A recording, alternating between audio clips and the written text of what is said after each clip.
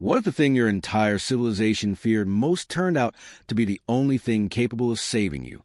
For 300 years, the galaxy had built its peace on a single unbroken rule. Nothing crosses the Thrillic Veil. Not trade ships. Not diplomats. Not curiosity.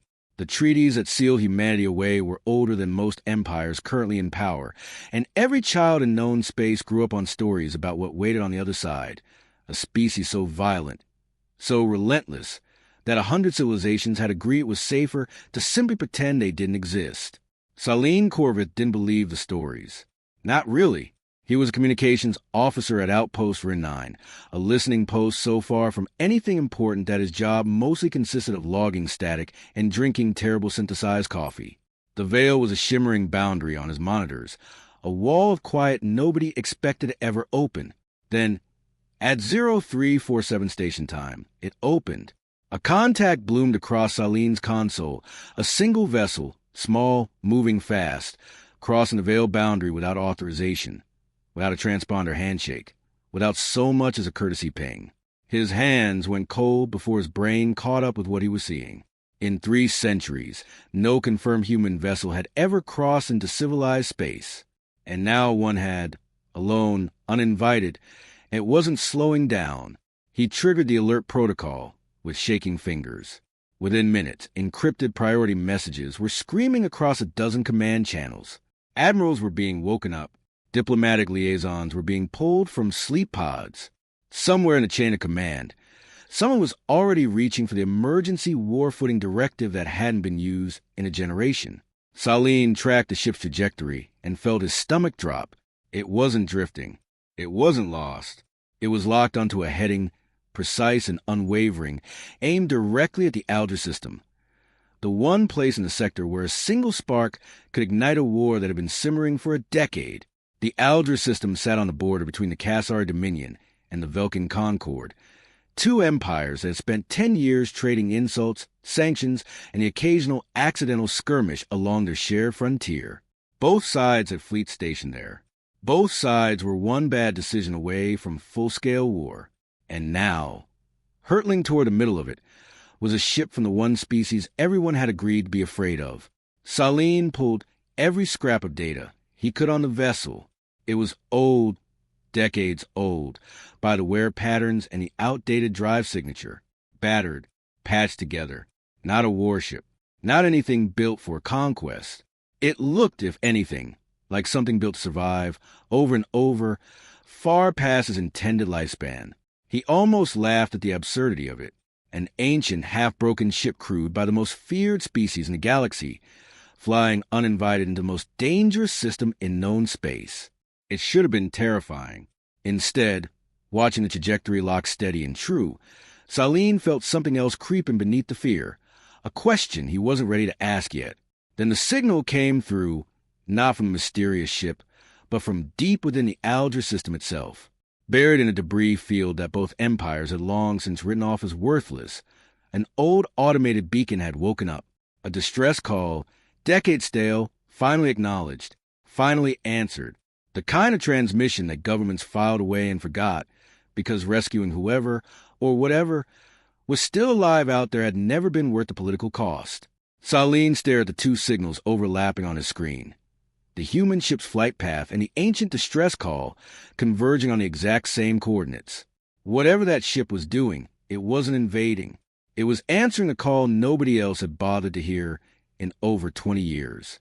And it was flying straight into the crossfire of 2 empires who were about to make a very serious mistake. 3 warships, 1 battered rescue vessel, and a captain who had already decided nothing in the galaxy was going to make him change course. By the time Kassari Patrol Command scrambled its interceptors, the human ship had already covered half the distance to the debris field. Fleet Commander Isvet Drawn watched the contact crawl across her tactical display with a mixture of disbelief and fury. In her 15 years of service, she had never once had to respond to an actual Veil incursion. Now she had 3 cruisers converging on a single unarmed-looking vessel, and every protocol she'd trained for told her to treat it as an act of war. She opened a channel, broadcasting on every known frequency, demanding immediate identification and an explanation. Silence. Then, Finally, a voice, calm, almost bored, threaded with fatigue that didn't match the gravity of the moment. "This is Captain Owen Marsh, Rescue Vessel Kestrel. I'm not here for you. I'm here for the survivors on that beacon. I'd appreciate it if you get out of my way, but I understand if you can't." Drawn blinked at her own console. Not a threat, not a demand, barely even a negotiation. Just a simple statement of intent, delivered like a man mildly annoyed at being delayed on the way to work. She ordered the Kestrel to power down and prepare to be boarded. The Kestrel didn't slow down. 3 Kasari cruisers opened fire. Full spread, no warning shots. Command doctrine for any unidentified vessel that refused to comply inside contested territory. Drawn expected wreckage. She expected a human ship to break apart under barrage. A grim footnote in the history of a boundary nobody had truly tested in centuries. Instead, the Kestrel moved. It didn't dodge randomly. It didn't panic. It threaded itself through the firing solutions with precision that made Drawn's tactical officer go pale and silent beside her. Every evasive maneuver seemed to anticipate the shot before it was fired, as if the ship's pilot had already calculated the outcome of the battle before it began. And then the Kestrel returned fire. Not at the cruiser's cores, not at their crew compartments, but at their weapons arrays and engine nacelles. Surgical, deliberate, disabling, not destroying. Within 4 minutes, all 3 Kasari cruisers were dead in space, systems fried, weapons offline, crews shaken but alive. Not a single casualty. Not a single hull breach severe enough to threaten a life. Drawn sat in the wreckage of her own flagship's confidence, staring at a tactical readout that made no sense. The human ship hadn't been trying to win the fight. It had been trying to end it as fast as possible, with as little harm as possible, so it could keep moving toward its actual objective, on the open channel. Captain Marsh's voice returned, still even, still strangely gentle. "Your ships are intact. Your people are alive. I'm sorry about the mess, but I've got survivors waiting, and I don't have time to explain myself to a committee." Then the channel closed, and the Kestrel resumed its original course as though the entire battle had been nothing more than an inconvenient detour. Drawn sat frozen in her command chair, 3 disabled warships drifting silently around her, and felt the first crack form in 3 centuries of inherited certainty. The stories had always said humans were monsters. Nothing about what she'd just witnessed matched a monster's behavior. A monster didn't spare its enemies while risking everything for strangers it had never met. Somewhere behind her, on a comm channel that hadn't yet gone fully silent, she could hear Vulcan Command already reacting to the same footage, and readying their own fleet to intercept whatever was coming next. One empire had already failed to stop him. The next one had a warship packed with enough firepower to turn the Kestrel into dust. And they weren't going to hesitate. News of the Kasari failure reached Vulcan Concord Command before the Kestrel had even entered their patrol range. Grand Admiral Tessa Vorik received the report with the particular calm of someone who had spent her entire career being underestimated and refused to make the same mistake others had. 3 cruisers, disabled without a single fatality, by one old ship that shouldn't have been able to survive contact with even one of them. She didn't see weakness in that outcome. She saw a warning. Vorik scrambled her own interception force.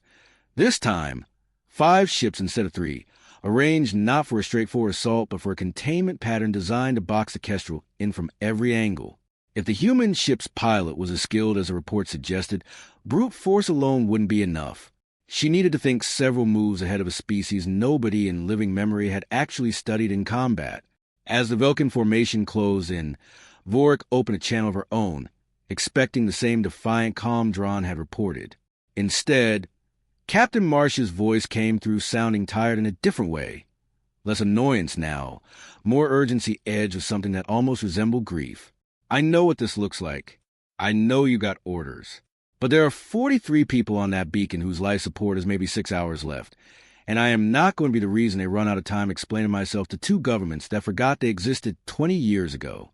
So please, just this once, let me do my job." Vorik hesitated. Not from fear, but from the unsettling realization that the human captain wasn't posturing. He genuinely believed what he was saying, and he genuinely didn't seem to care what it cost him personally to say it. She gave the order to fire anyway. Protocol didn't bend for sympathy. What followed was unlike anything in Vorik's tactical experience. The Kestrel split its attention across 5 separate firing solutions simultaneously, weaving a path through concentrated fire that her own combat simulations would have called statistically impossible. 2 of her ships collided with each other, trying to close the containment net, their own maneuvering thrown off by a targeting pattern they couldn't predict. A third took a precision hit to its weapons array and went dark. A fourth's engines flared out under a strike, so exact it looked deliberate down to the millimeter. Only Vorik's flagship remained combat capable, and as she watched her formation collapse around her, she felt something shift in her chest. Not defeat, but the dawning understanding that she wasn't fighting an enemy. She was fighting a force of nature that had simply decided, with total conviction, that it would not be stopped. Then, instead of pressing the advantage, the Kestrel did something that undid every assumption Vorik had walked into the engagement with. It stopped firing. Captain Marsh's voice returned, quieter now, almost pleading. "Admiral, your flagship is still combat ready. Mine isn't. Not really. I've got maybe one more hard maneuver left in this hull before something critical fails. I'm not going to fight you anymore. I'm just going to fly past you and hope you don't finish what your ship started. Because if I stop now, those 43 people die, and I don't think either of us wants that on our hands."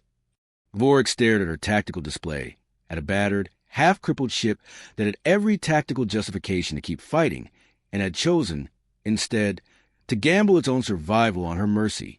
Every legend she'd grown up with said humans didn't understand mercy, that they only understood conquest and violence. Nothing about the last 10 minutes matched that story. She gave the order to hold fire, and the Kestrel limped past her flagship toward the debris field beyond, leaving Vorik alone with a question she wasn't sure her government would ever forgive her for asking out loud. What if everything they'd been taught to fear had been wrong from the very beginning? 43 lives, 6 hours of air, and a rescue captain who had just burned through nearly everything his ship had left to reach them. The debris field surrounding the old colony wreck had been abandoned by every star chart in the sector for over 2 decades. Officially, it was listed as a total loss, a mining colony destroyed in an accident, all hands presumed dead, not worth the resources of a formal recovery mission.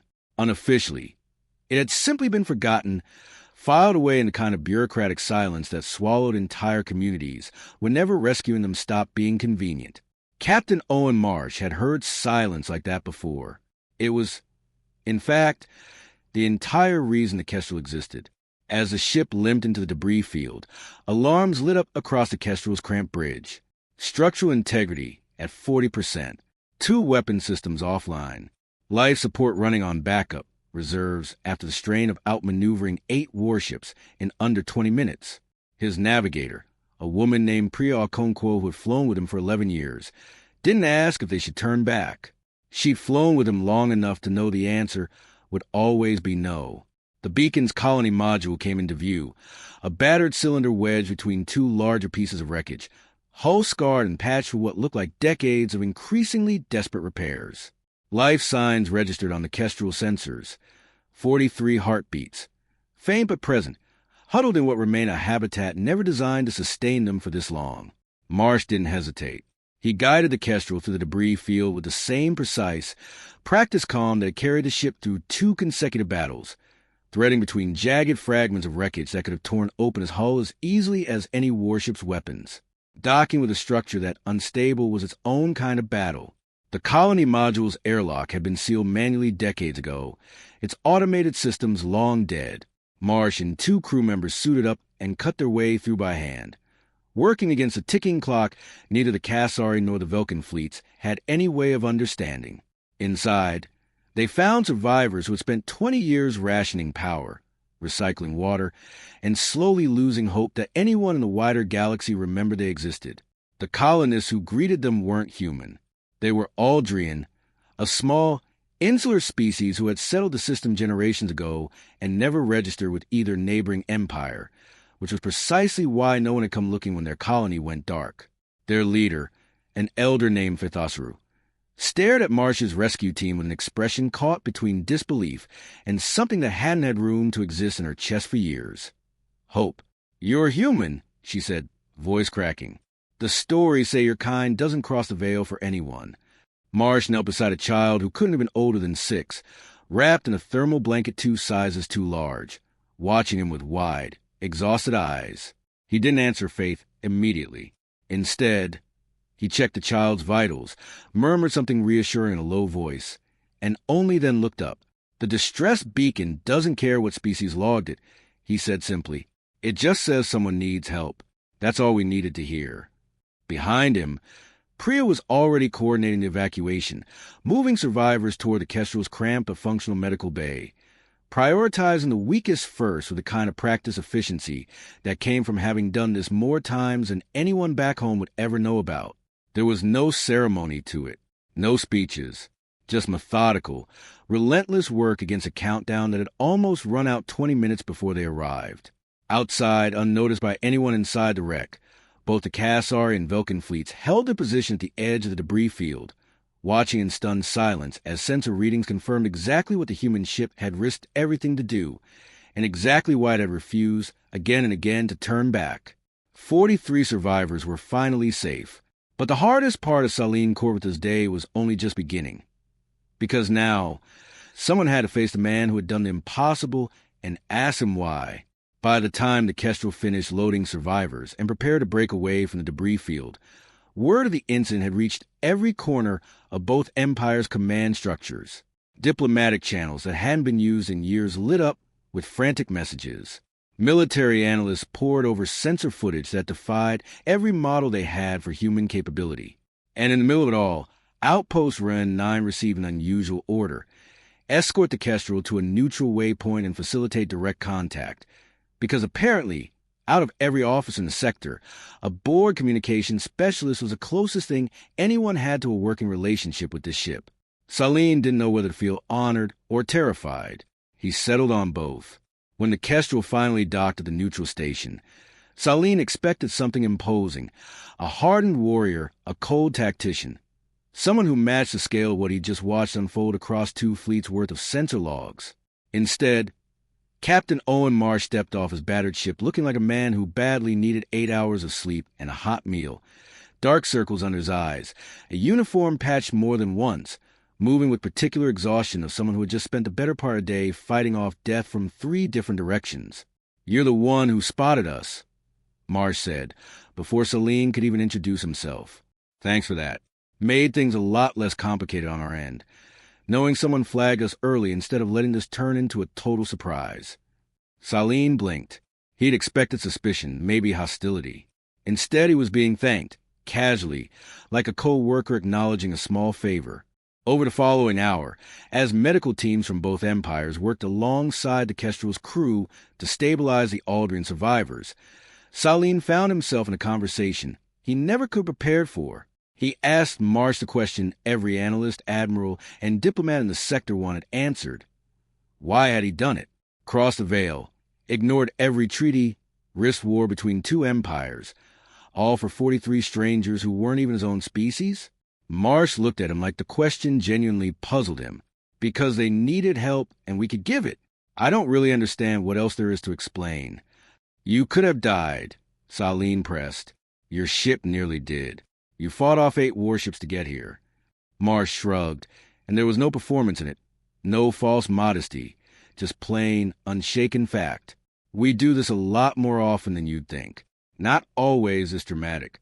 But yeah, when the call comes in, we go. That's kind of the whole point of having a ship like this.